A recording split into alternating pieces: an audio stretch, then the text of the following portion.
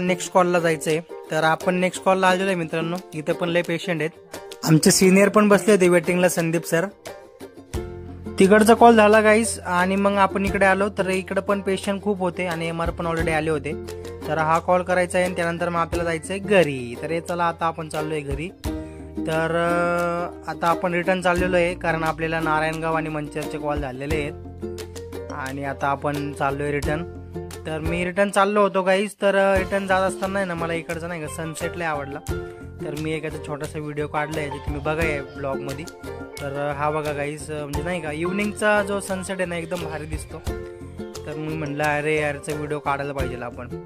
ते बघा कसलं म्हणजे नाही का एकदम भारी वाटते गाईज इकडं.